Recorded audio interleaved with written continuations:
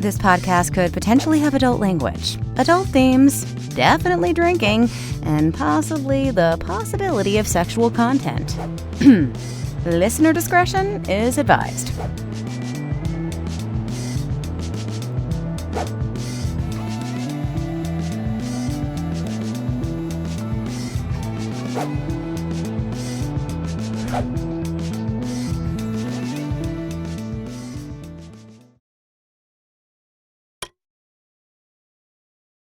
Welcome to Drinking with Authors, the Literary Briefs edition.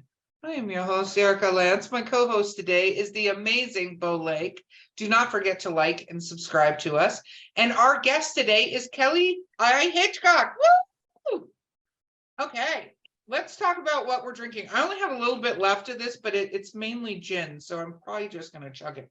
But I mixed it with this hand-picked flowers Belvoir Farm elderflower lemonade thing that's crafted with nature. I don't know what. It's crafted with nature. It's crafted with nature. I'm getting more and more terrified about what any of that means, and so it's just dirt, and dirt don't hurt. Yeah, it's dirt. Well, you know what? Maybe I don't know. Maybe it's full of vitamins. It's fine. I'll be fine with it. Okay, it's organic. It's organic. That's okay. One of my favorite wines, I don't know if you've heard of this wine, Pacific Rim. It's a Riesling, is 70% organic. It makes me laugh every time I read the label. Because I'm like, cool. Yeah, I don't even know. 30. I'm like, it is fucking grape. So what part of this is non-organic? What is the non-organic part of this? The other 30% is like gasoline. Who knows? I was gonna say it's like methane. Who knows? Okay. But what are you drinking, my friend? Well, my beer is gone, so I'm just drinking a lame green tea now. Okay, it can be lame. Oh, that was so much just gin left in that cup. Oh, that wasn't a good thing. Kelly, what are you drinking? My beer is not gone, but that's because I just realized it's 14.4% alcohol, which I didn't know when I opened it. So this is a Boulevard Holiday Ale that I picked up in Kansas City, which is where my book takes place. And it is also the beer that my protagonist gets drunk on, the one time in the book that she gets drunk. So well, she has to get drunk on it. It's so many percentage there. 14%. Well, yes. It is pretty good. And it has a reindeer on it. I love that. That looks amazing. Okay, so your first rapid fire question, my friend, is what is your favorite book of all time? My favorite book of all time is The Witches of Eastwick by John Updike. Oh, okay. Which I have read 3 times, once in my 20s, once in my 30s, and once in my 40s. And every time it hits me differently. Yeah, I don't know. Like, I love how, and oh my God, this thing is so beat up because I've read it so many times and it's falling apart. But I just love the way that it's written. I love John Updike's writing, even though some of it is kind of like this one draws a really weird line between feminist and misogynist. But I don't know, I just love it. And I love 3 witches who are single moms who are hanging out together, and this stranger comes to town trope that goes on in the book, and people get eviscerated in it. So what's not to like? Okay, so now I have to ask this because nobody's ever said that book before. What do you think of the movie in comparison to the book? Because that movie had one of the best casts ever. I only saw the movie earlier this year because I honestly did not know that it even existed. And apparently there's also been a TV show, and apparently there's also a musical, like a Broadway musical version of The Witches of Eastwick. Yes. But I have seen the movie and I thought it was well done. And yeah, it's like the greatest cast ever. I thought Cher as Alexandra was a little weird. And I named one of my daughters Alexandra, and I don't know if I subconsciously did it because of The Witches of Eastwick, or if it's just like a thing that, like, it's a 90s thing to want a girl named Alex. Oh, I think it's a brilliant name, though. It's, yes, I like it. Okay, what about, it's fun. I have to do a quick shout out. So this is my favorite book, Bimbos of the Death Sun, and Eric Deckers found me an original copy of this book. I gotta admit, I don't know that one. This is one of the funniest books of all time. I got it today, so I'm going to do a super shout out. Thank you, Eric, for finding me this book. But it's the original cover of Bimbos of the Dust Sun. They updated it. Okay, so what about least favorite book of all time? Least favorite book of all time. I got to go way back. Like nowadays, I don't finish books that I don't enjoy unless I really want to know what's going to happen. So I have one of those, but back in college, I had to read a lot of things that I did not particularly enjoy. But the only thing I really hated that I had to read was The Awakening by Kate Chopin. And it's this, like at the end, she's so unhappy with her marriage that she just walks into the ocean. And I'm just like, get a fucking divorce. They still existed back then. What are you doing? I hated that book so much. I felt so bad I had to walk in the. No, understandable. Okay. What about your favorite book to movie or TV show? Like you thought they did a very good job with it. The Hulu series of Little Fires Everywhere, I thought was really brilliant. I loved the book and I loved the show. I thought like it didn't follow exactly, which is okay. Like films are a different medium and they shouldn't follow exactly. Not that they even could if they wanted to, but I thought that one was really well done. And also just Reese Witherspoon was so good. And which, you know, she was also really good in the film adaptation of Election, if I can go back to 1998. Yeah. I loved that book. It was one of the first, because I was only 17 when that book came out, and I didn't read it until I was probably 20, but it was the first like really edgy high school book that was really dark that I read. And then they made it into a movie with Reese Witherspoon and Matthew Broderick. And it was a fucked up movie. It was a fucked up book, but it worked so well. And she was so good in it. I agree. Okay, Bo, I shall let you ask some questions. What is your least favorite book to movie adaptation? Oh, I forgot to ask that. My least favorite is Ready Player One. Oh, yeah. Which I listened to on audio, and Will Wheaton does the narration for it, which is probably the only reason that I got through it. It's not really like, yeah, I grew up in the 80s, so I get a lot of the nostalgia, but not all of it. And if I had to read it on paper, I probably wouldn't have gotten through it, but Will Wheaton got me through it. But then I watched the movie, which was so overproduced, so reliant on CGI, and I just was like, that didn't happen, and that didn't happen, and that didn't happen either. So that's my least favorite. You're not going to like that character. He's very Katniss Everdeen, though. That's true.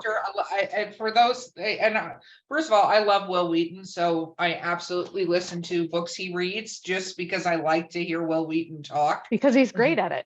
Yes, he's phenomenal, which he talks about in his own book, going to doing audiobook narration. But, reading originally Ready Player One, I read it, and I got a lot of the references, super nerdville. But when I saw the movie, I was like, okay, this is true fanfic off of this book, because they made the characters a lot more likable, because the main character, spoiler alert, everyone, is much more not likable.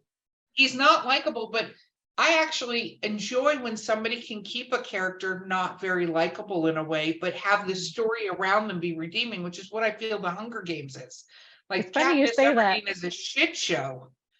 It's funny you say that, because I'm in this critique group for the book that I'm writing now, and everyone in my critique group hates my main character so much. And I don't know if that's something I need to fix or not.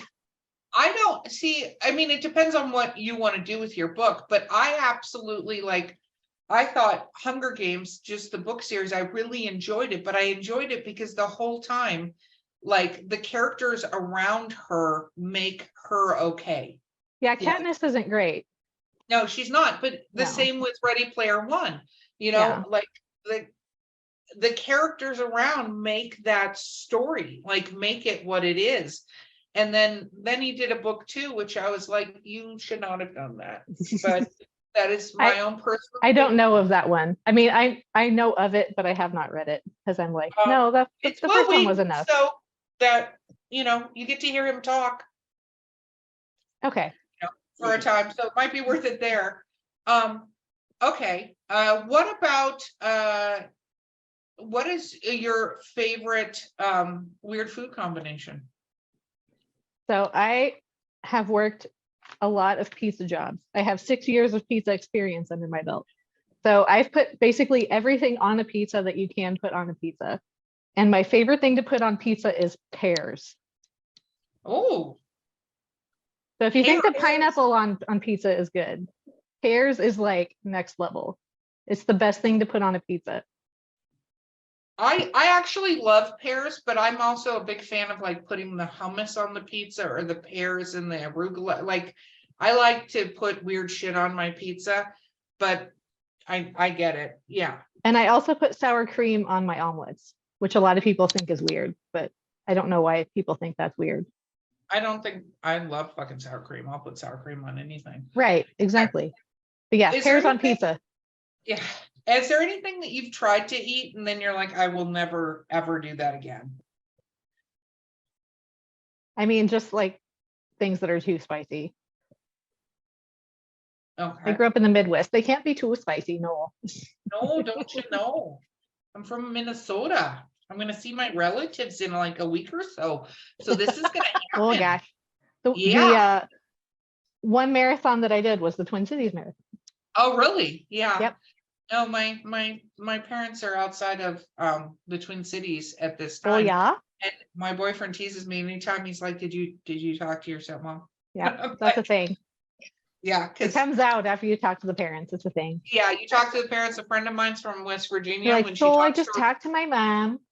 yeah, I talked to my mom. It was funny. We were in the Twin Cities at the Mall of America, and my son, we were in line, and the girl's like, "Do you want me to put this in a bag?" And he's like, and she goes, "Do you want a bag?" And he's like, What the fuck? what is she saying? And I'm like, she wants to know if you'd like it in a bag. And he's Yeah. like, yeah. And he goes, did she really say bag? Like he was totally, and I'm like, no, she said bag. Like, Yeah. Just put some extra syllables in there. yeah, exactly. Okay. What about, oh my goodness. I can ask a question. I have questions. Go ahead. Do it. What 'cause What is your desert island book? If you had to take one book to a desert island, what would it be? Not The Witches of Eastwick, even though I love it and it's my favorite. My desert island book, My Summer Darlings by May Cobb, probably. Why? Just because it's like a, smutty thriller, then why not? So it's a fun book. Yeah, Sometimes it's a you fun have to book. just have fun while you're on an island. Yes. Although Oh I my might God. get freaked out if there were an actual person who was killing people on the island. It might freak me out, but assuming that I'm just there and I'm bored as fuck, then yeah. But you might lose some sleep about worrying about what's in the ocean and gonna get you. Yeah, maybe. What is your I'm not a Starbucks? beach person. Like you see this complexion. Not a beach. I am not either, as you can tell. Yeah, no. Ditto. Before this white all came in and silver, it was red underneath this. It was red? It was red. I need to see pictures. Yeah, no, I'm a ginger. So people don't know that, but yeah, no, There are dozens this of is- us. yes, this is my dad's side of the family. This white silver combination. Yes. I just assumed you came out of the womb like that, like you just had silver hair all the time. I don't know how popular it would have been in the 70s when I was born, but I don't now know. people come up to me all the time and they're like, "Where did you get your hair done?" And I'm like, nature, Nature did it. nature, call back. COVID. No one I asked me stopped that, doing anything but with that's it. just because I'm incompetent. at You're like doing my own hair. 70% organic, my hair. 70%. I won't say what the other 30% is. Okay, what are your other questions there, Bo? What is your Starbucks order? Ooh. My Starbucks order is a tall pike place because I don't want to wait in line. And I would rather spend my daily calories on something besides a latte. I'm a basic bitch. Like I said, I just do beer and wine. And when I go to Starbucks, I just want a regular cup of coffee. I love Pike Place. What is your favorite writing snack? God, what isn't my favorite writing snack? I'm a big popcorn person. I like to make it myself in a pot on the stove with a combination of things, not pears, because that's for pizza, but cheese, cookie butter, peanut butter, caramel, like anything I can put on popcorn, I'm probably gonna eat it. Because I'm not a big sweets person, which is probably also why I just order plain ass coffee at Starbucks. That, and you can literally like throw $2 at them and be like, can you please just fill up a cup? You don't have to do anything. Just put coffee in this cup, please. And get in and out pretty quickly. Yeah, I'm just not a big sweets person unless there's salt involved. So like anything that's salty and sweet is my kryptonite. Bacon with chocolate on it. You keep I like talking it. I've about had that. it. It sounds so gross. It's not gross. It sounds gross. It's not gross. Okay, Bo, next time we're together, you're at least trying it. Okay. Trying it. I don't even eat bacon, but I will try it for you. You just need to try it. That's all I'm going to ask.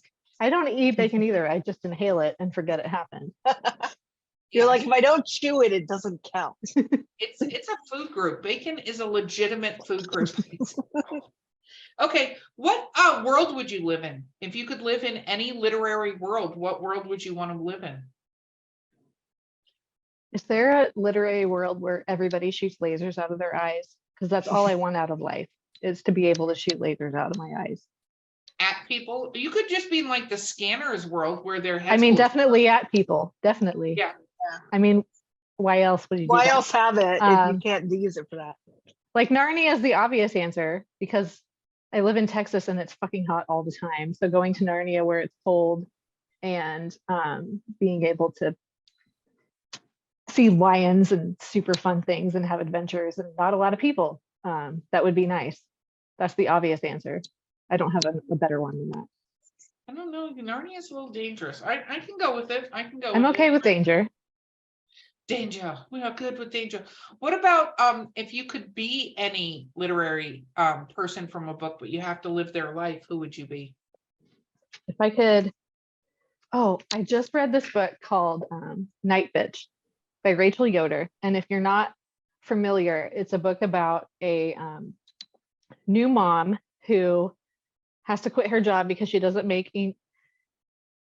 enough money in her art career to sustain working and having a kid. And she turns into like this feral dog.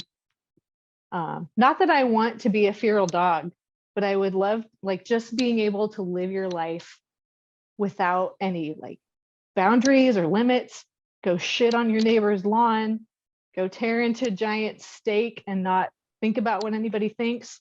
Like at one point she's in a restaurant with her young son and they play dogs because she's kind of turning into a dog, but the kid loves it and like goes and sleeps in a kennel and it's the first time he slept through the night. Like I can so identify with that, even though it's batshit crazy and the book is meant to be batshit crazy and it doesn't take itself seriously.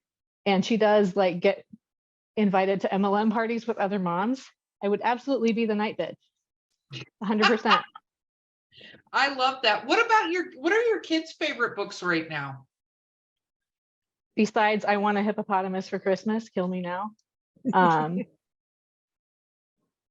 My favorite books that I like to read to them or the ones that they want, because those are two very different categories. Let's go both. Let's start with the ones they want. The ones they want all the time is I Want a Hippopotamus for Christmas and Green Eggs and Ham. And I hate Green Eggs and Ham so much because like he already said he doesn't want the green eggs and ham. He doesn't like it. Just move on. Although there's a whole book about it. Yeah. Like, do you really need to go through this much to convince him? What you chew is up to you. Come on now. Okay. And what books do you like to read to them? My favorite one that I like right now is Princess Smarty Pants.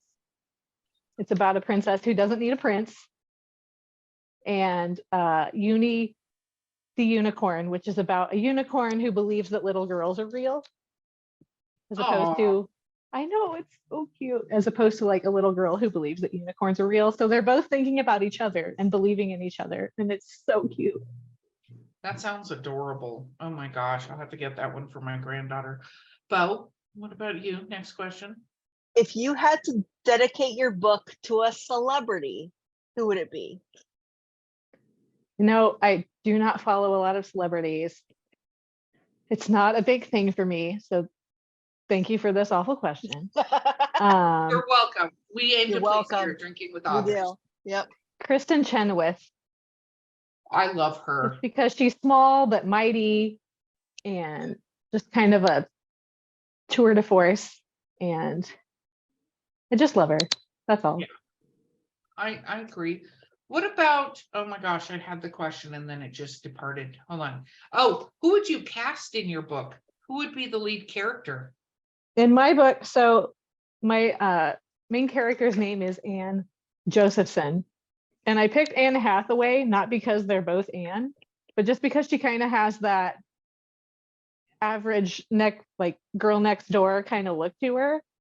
And, looks like she spends a lot of time in the gym.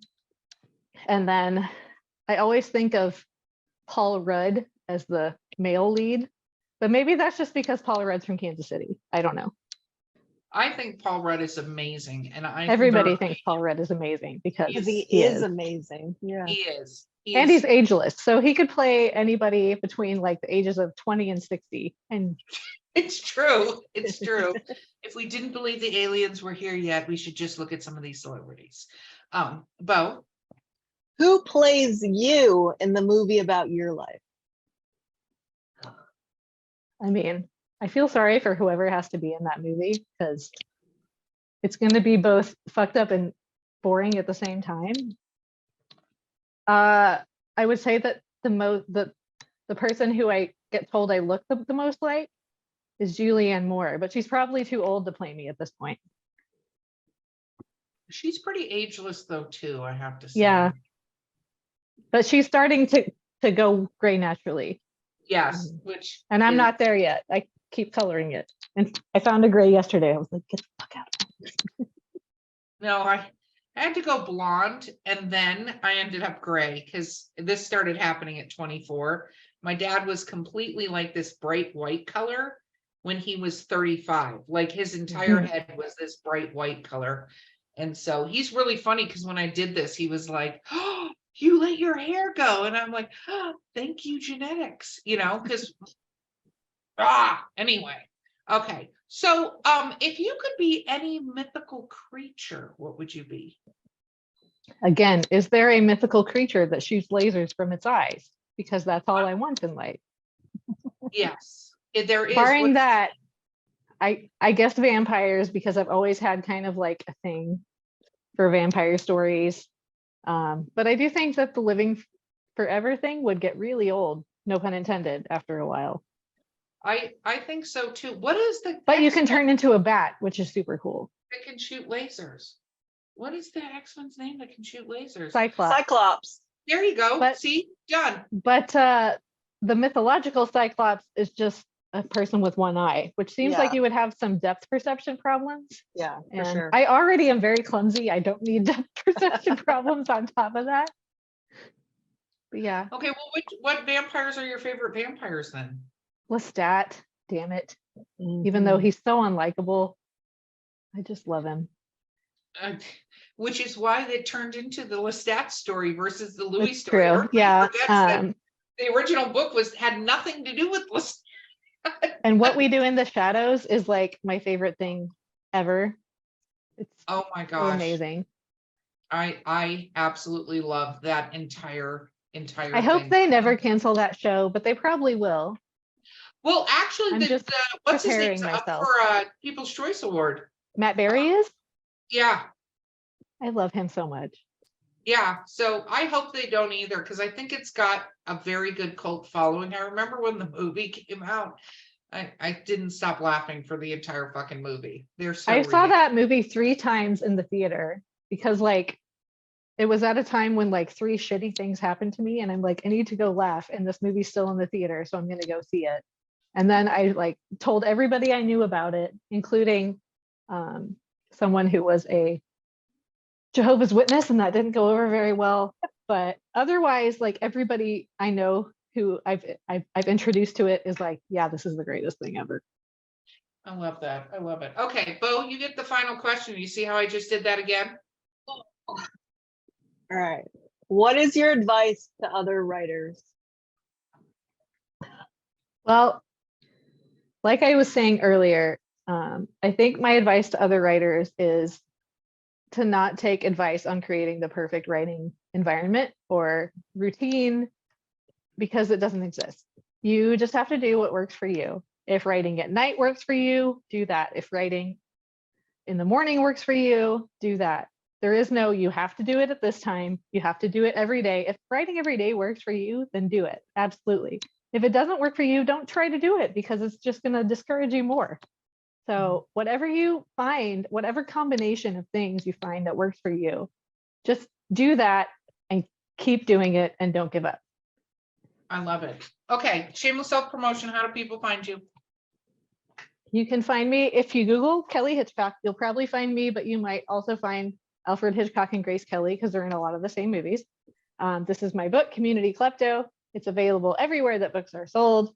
You can find me on Facebook at Kelly Hitchcock, on Instagram at Kel Hitchcock, on Twitter at Kelly Hitchcock, and on TikTok at Kelly Hitchcock Pairings, where I review books and pair them with a record and an alcoholic beverage.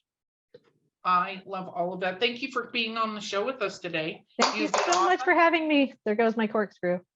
That's okay. And then we've lost it at the end. I know. Okay. But I don't Cheers. need it because I have the box of wine. Oh my gosh, that is still so amazing. That's like better than a jewelry box. This has been Drinking with Authors, the Literary Briefs edition. I've been your host, Erica Lance. My co-host has been Bo Lake. Like, subscribe, leave us a review. We'd love to hear what you think. Our amazing guest has been Kelly Hitchcock, and we will see you guys next time. Cheers. Cheers.